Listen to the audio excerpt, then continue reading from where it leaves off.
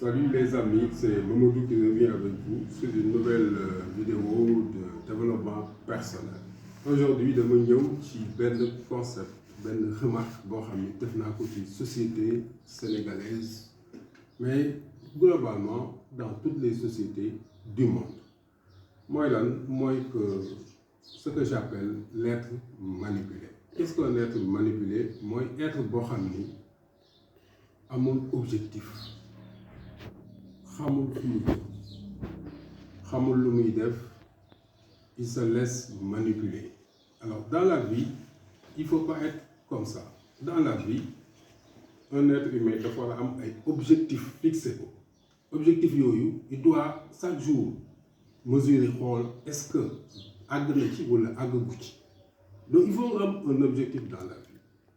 Il faut am un plan de vie dans la vie. Un plan de vie, c'est que à telle date, à telle échéance, lii laay def. Telle date, telle échéance, lii laay def. Mais qu'est-ce qu'on remarque? Les gens dañuy xëy rek toog fu ngelaw li jëm ñu dem fa. Si le vent est à gauche ñu dem à gauche, si le vent est à droite ñu dem à droite. Alors loolu nag dafa am facteur yu bëri yu koy créer, facteur yu bëri yu ko def. Il y a facteur yu bëri yu influencer nit yi, surtout xale yi. Am na facteur yu bëri yu leen di influencer ba nga xam ni dootuñu vivre à partir de leur intérieur, à partir de li ñu bëgg, à partir de li ñu gëm, mais dañuy vivre suivant la société, suivant ay imitations ak ay influenceurs. Alors ces facteurs-là, premier facteur bi mooy xam nga internet, comme xale yëpp am nañ internet, tout le monde am na smartphone. Il y a ce qu'on appelle les influenceurs. Alors un influenceur c'est quoi? Mooy benn nit boo xam ni xale yi dañ koy seetaan, nit ñi dañ koy seetaan di leen toppandoo. Alors toppandoo nag benn xam-xam nee na imiter égale se suicider. Parce que ki ngay toppandoo parfois li mu lay won c'est des illusions. Man ngay suivre benn influenceur boo xam ni il est dans le luxe, kër bu rafet, salle bu rafet, etc.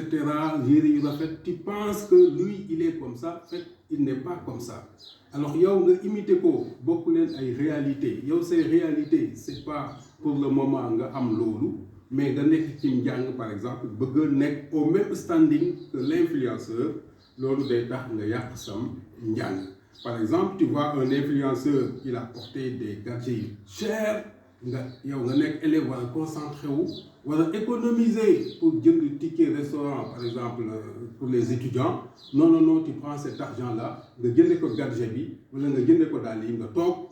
Ensuite, tu n'as plus rien, ou bien tu ne peux plus acheter de la documentation parce que tu imites benn influenceur boo xam ni bokku leen ay réalité. Pour réussir, c'est pas compliqué. Il faut partir de l'intérieur. Qu'est-ce que tu veux? Qu'est-ce que tu veux devenir? Est-ce que par rapport à ma version actuelle, je suis capable d'arriver là où je veux arriver? Est-ce que ma version actuelle est la bonne version de moi-même? C'est ça. Tu te poses ces questions.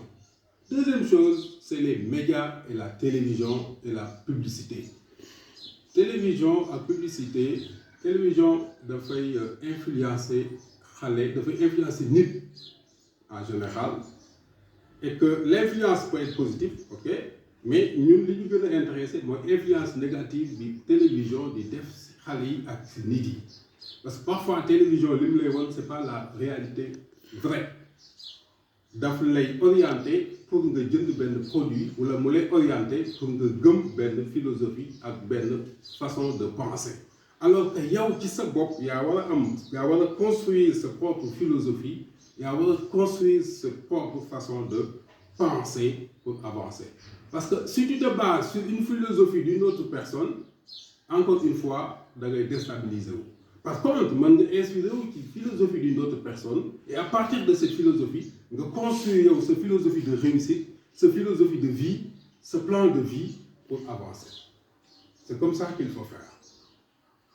Autre facteur qui influence, c'est les politiciens. Les politiciens aussi peuvent vous influencer négativement. Par exemple, un politicien peut manipuler la jeunesse, peut dire à la jeunesse faire ceci ou faire cela.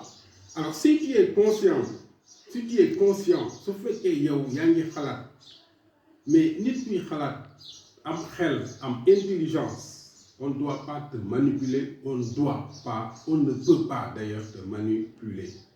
Pourquoi on ne peut pas te manipuler? Parce que c'est à toi de faire une analyse. C'est à toi de donner une orientation à ta vie. Yow ngay wax sama dund bi côté bii la jëm. Alors keneen ki lay influencer, tu regardes est-ce que moom exactement yéen a bokk ay réalité? Non, yow sa réalité amul beneen réalité bu mu bokkal dans le monde, ça n'existe pas. Donc c'est à toi de dire que non, moi je veux me mener vers tel objectif. Mais objectif bi ngay mener aussi, ça doit être conforme avec le développement de ton pays. Ça doit influencer ton pays. Voilà ce qu'il faut retenir globalement. Ensuite, il faut être créatif. Bul toog benn place rek. Bul tayel. Tayel dafay rey xale. Il faut être créatif aussi. Bul toog ni awma dara, j'attends l'État. Non. J'attends le gouvernement. Le gouvernement lu mu lay defal.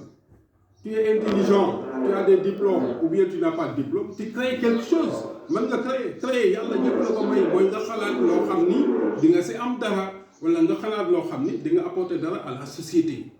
Cette créativité là ñëpp ko war a am mais soo xëyee nga toog defoo dara toute la journée daf lay indi dafay tax télévision bi mën la influencer dafay tax influenceur bi mën la influencer dafay tax le politicien bi nga xam ni il n'est pas bien inspiré wala qui est manipulateur mën la influencer.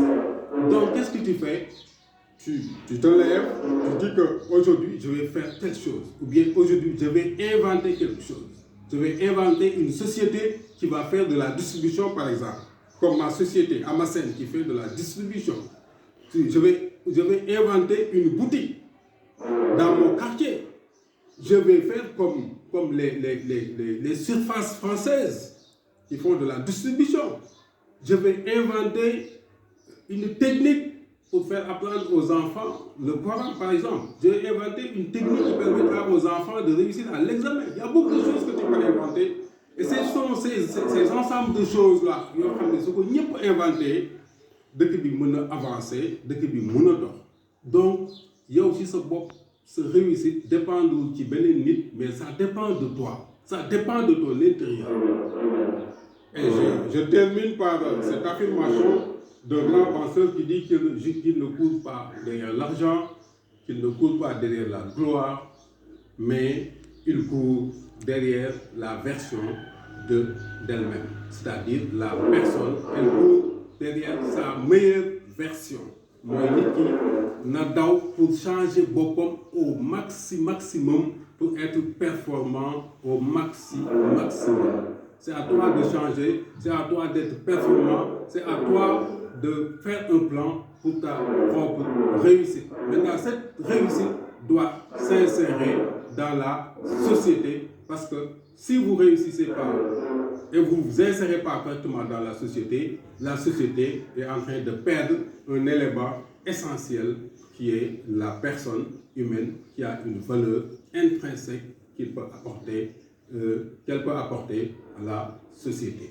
Voilà les amis ce que je voudrais dire.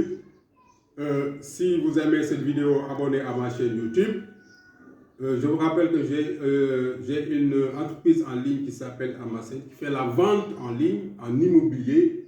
Donc si vous voulez des parcelles, des terrains à Thiès et un peu partout dans la petite côte sénégalaise, Amasen est là, qui peut vous trouver des villas et des terrains pieds dans l'eau.